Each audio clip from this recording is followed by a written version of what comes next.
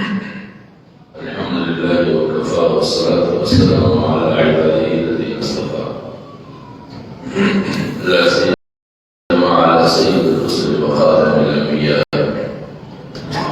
وعلى آله وصحبه ومن بهديه مهتدى. أما بعد فأعوذ بالله من الشيطان الرجيم. بسم الله الرحمن الرحيم. قل هل يستوي الأعمى والبصير أم هل تستوي الظلمات والنور؟ وقال تعالى في مقام آخر: وما يستوي الأعمى والبصير ولا الظلمات ولا النور ولا الظل ولا الحرور.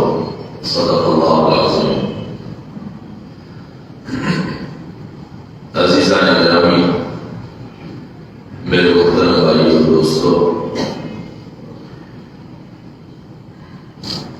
اس سے گزشتہ جمعے میں بھی علم کی اہمیت اور ضرورت اور معاشرے میں اس کے نتائج پر گفتگو ہوئی تھی۔ علم کی اہمیت، اس کو اللہ تبارک و تعالی نے معاشرے کے اندر اصحاب علم اور بے علم دونوں کی تشبیہ بینا اور نابینا کے ساتھ دی گئی ہے، اور اللہ تبارک و تعالی نے ایک مقام پر قرآن مجید میں سوالیہ انداز میں فرمایا ہے: قل کہہ دیجئے هل يستوي الأعمى والبصير، کیا دیکھنے والا اور نابینا ایک جیسے ہو سکتے ہیں؟ وَلَا الظُّلُمَاتُ وَلَا النُّورُ، اور نہیں، أَمْ هَلْ تَسْتَوِي الظُّلُمَاتُ وَالنُّورُ، اور کیا تاریکیاں اور روشنی ایک جیسے ہو سکتی ہے؟ یہ دونوں سوالیہ انداز ہیں کہ کیا بینا اور نابینا ایک جیسے ہو سکتے ہیں، کیا تاریکیاں اور روشنی ایک جیسی ہو سکتی ہے؟ مقصد یہ ہے کہ یہ دونوں ایک جیسی نہیں ہیں۔ جو چیزیں بینا دیکھ سکتا ہے، نابینا اسے دیکھ نہیں سکتا، اور بینائی کو علم کے ساتھ تشبیہ دی ہے کہ جو لوگ علم رکھتے ہوں اس کا علم اس قدر نتیجہ خیز ہونا چاہیے کہ علم کے نتیجے میں صرف ان کے ہاتھ میں ڈگریاں نہیں آنی چاہیے، بلکہ علم کے ساتھ اس میں وہ دیکھنے کی صلاحیت پیدا ہو جانی چاہیے ہے جو مقصود ہے۔ مقصود شعور ہے کہ انسان کے اندر شعور پیدا ہو، وہ اپنی زندگی میں، وہ اپنے معاملات میں، وہ اپنے گرد و پیش کے حالات میں خیر اور شر کا اندازہ لگا سکے، خیر اور شر کا جائزہ لے سکے، خیر اور شر دونوں کے نتائج میں تمیز کر سکے۔ کیوں؟ کہ اس کے پاس علم کی بینائی ہے، اور اگر علم نہیں ہے ان کے پاس، علم دو قسم کے ہیں، ایک علم کسبی ہے، ایک علم سماعی ہے۔ اگر کسی کے پاس علم کسبی ہے، یعنی وہ اپنے کوشش سے پڑھ رہا ہے، لکھ رہا ہے، سیکھ رہا ہے، کوئی اس کو پڑھا رہا ہے، یہ علم کسبی ہے۔ اور ایک علم سماعی ہے، کسی کو لکھنا نہیں آتا ہوگا، وہ لکھا ہوا پڑھ نہیں سکتا ہوگا، لیکن انہوں نے اہل علم کے درمیان سنا اتنا کچھ ہوگا کہ اس کے پاس خود سمجھنے کے لیے یا کسی کو سمجھانے کے لیے کافی کچھ موجود ہوگا۔ ایک شخص گزرے ہیں، انہوں نے ایک بہت بڑی کتاب لکھی ہے، غالباً اس کتاب کا نام تاریخ برصغیر کے حوالے سے ہے، 8 جلدوں پر، تاریخ احرار نام ہے، اور اس کا لکھنے والا جانباز مرزا ہے، جسے اپنا نام تک لکھنا نہیں آتا، اور یہ سارا کچھ کیسے کہ وہ بتاتا رہا، اگلا اس کو لکھتا رہا، کیونکہ اس کے پاس علم استعمالی کی کثرت تھی، اور وہ شاعر بھی ہے، اس کی اشعار کی بھی کتاب ہے، لیکن اسے لکھنا نہیں آیا، الفاظ کا ذخیرہ اس کے پاس علم استماعی کے نتائج میں، جہاں جس ماحول میں وہ رہتے تھے اس زبان کے ماہر تھے، تو وہ اشعار کہتے گئے، کوئی اور لکھتا گیا، اس کی بھی کتاب ہے۔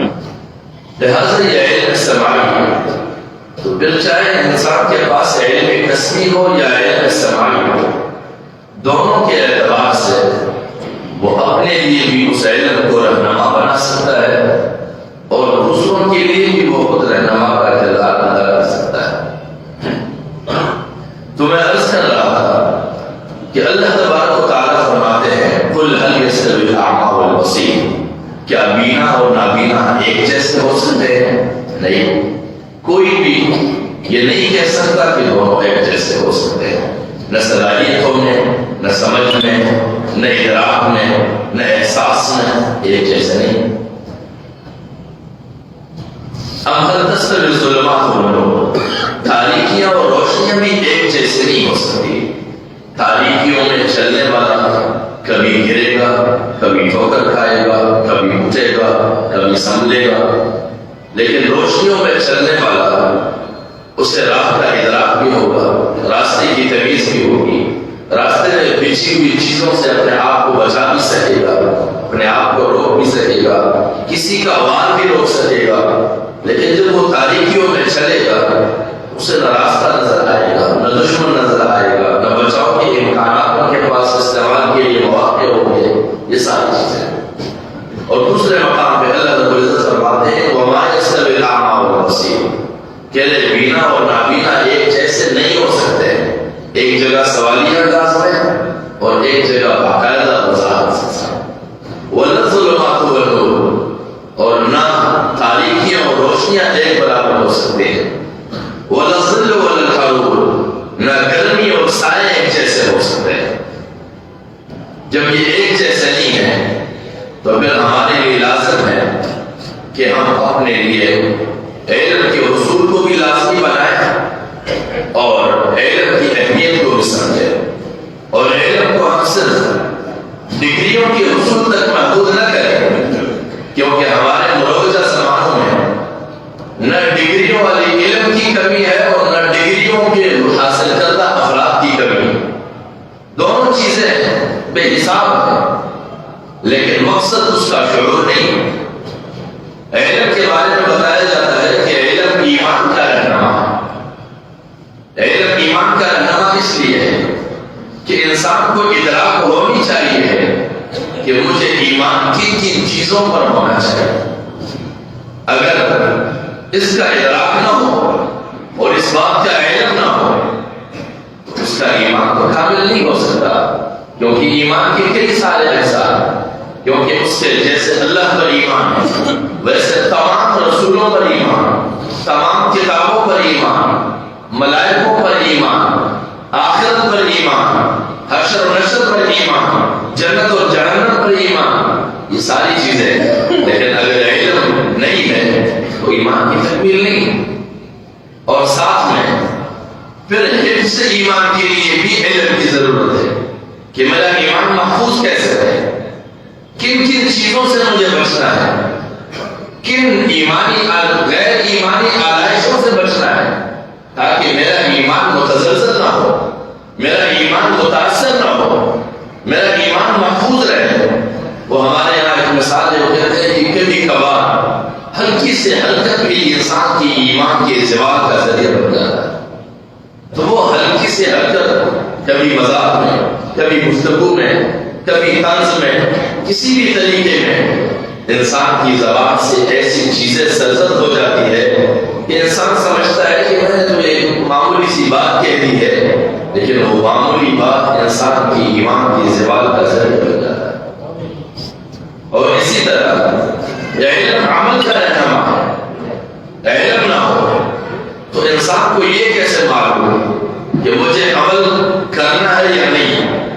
کیا عمل کرنا ہے، کب کرنا ہے، کس نوعیت کے عمل کرنا ہے؟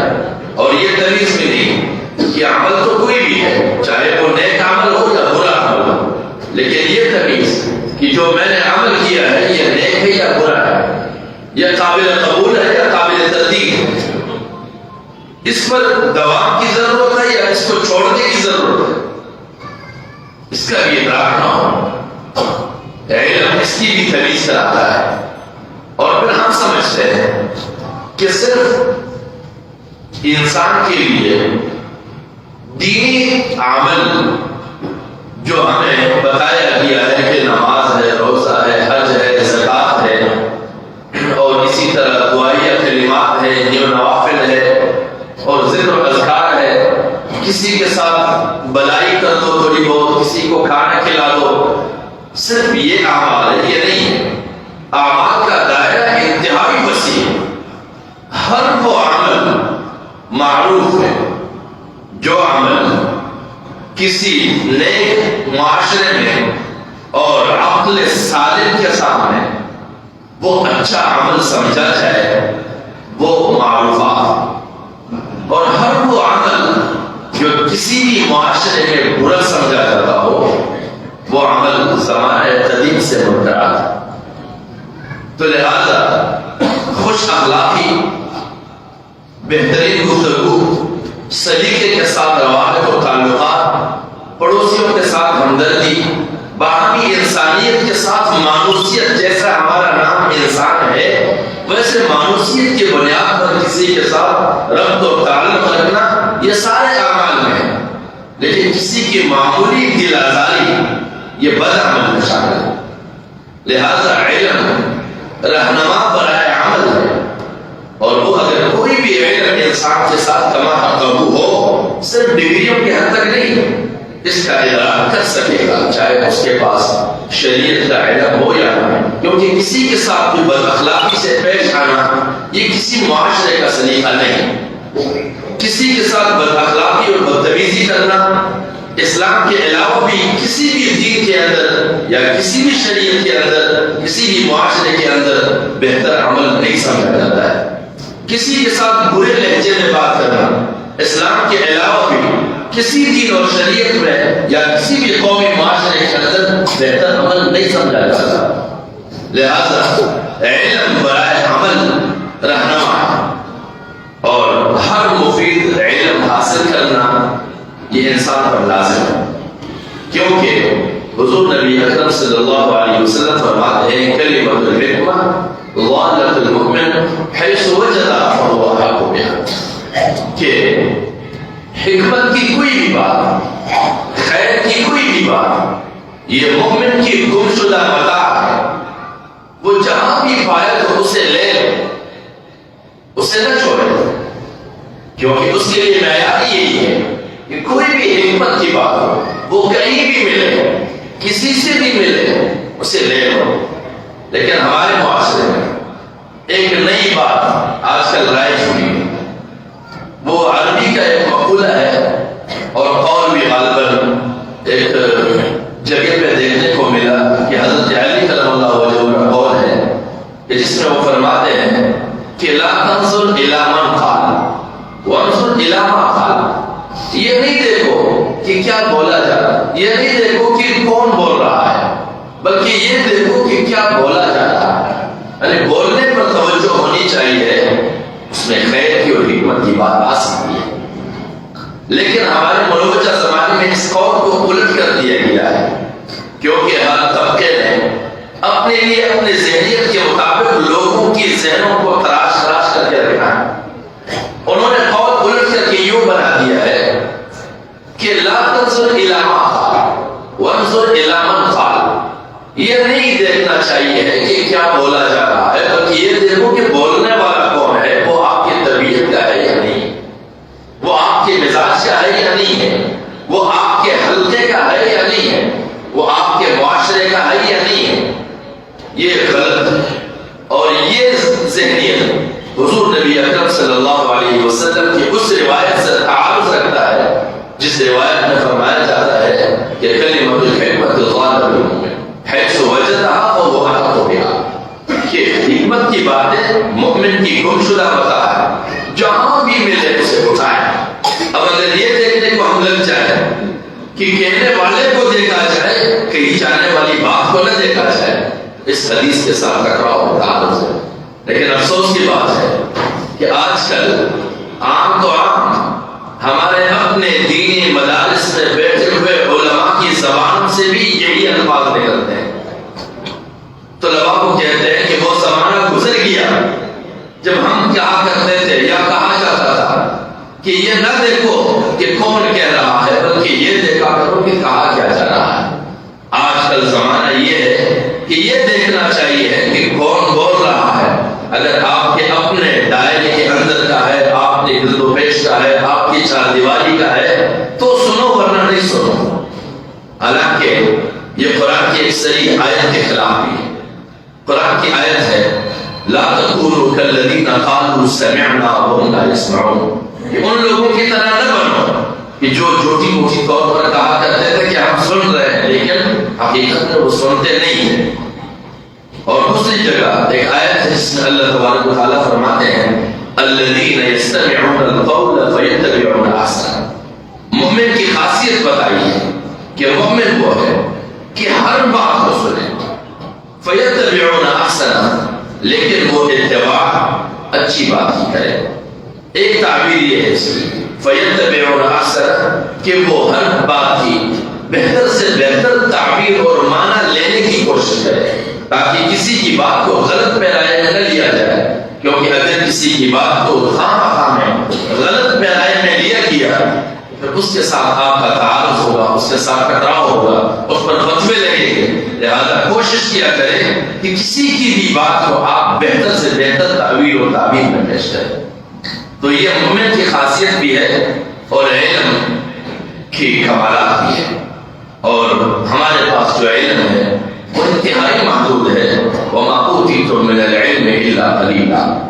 اللہ تبارک و تعالیٰ فرماتے ہیں کہ جو علم تمہیں دیا گیا ہے انتہائی کم ہے، انتہائی کم، اور اس کم علم کو بھی ہم کما حقہ حاصل نہ کرے تو ہمارا انجام کیا ہوگا؟ ہمارا انجام وہی ہوگا جو آج تک ہوتا ہوا آ رہا ہے۔ شہر اور ملک اصحاب علم سے فرق پڑا ہے۔ ہر سال کئی سارے لوگ فارغ ہو کے ڈگریاں لیتے ہیں، سندات لیتے ہیں، مدارس سے فارغ ہوتے ہیں، بڑی بڑی یونیورسٹیوں سے فاضل ہوتے ہیں، لیکن معاشرے پر اس کا کوئی اثر نہیں، کیونکہ اس نے ڈگری اپنے لیے لی اور ڈگری کے نتیجے میں اس نے ملازمت لی۔ بس جب صرف اتنی ہی دوڑ ہوگی تو وہی بات مشہور ہو جو مشہور پڑی ہے مولویوں کے بارے میں کہ ملا کی دوڑ مسجد ہے، تو پھر ہماری دوڑ ڈگری اور ملازمت ہے اور کچھ نہیں۔ لہذا اگر ہم علم کو اس لیے استعمال کرتے رہیں گے تو علم ہمارے پاس ہوگا لیکن ہماری حرکتیں جاہلوں جیسی ہوگی۔ علم ہوگا لیکن ہم نابینوں جیسے ٹوکرے کھاتے رہیں گے۔ علم ہوگا لیکن ہم اس علم سے مستفید ہوئے بغیر لوگوں کے حدیں چڑھ کر باہم استعمال ہوتے رہیں گے، ناخواندہ اور جاہل لوگوں کی طرح، اور جہالت کے دور کو تازہ کرتے رہیں گے۔ اللہ کریم ہمیں توفیق بخشے کہ ہم علم کو صحیح معنوں میں اپنے لیے علم بنائیں، علم کو روشنی بنائیں، روشنی میں سفر طے کریں اور اپنے آپ کو بینا انسان بنا سکے۔ وآخر دعوانا الحمدللہ رب العالمین۔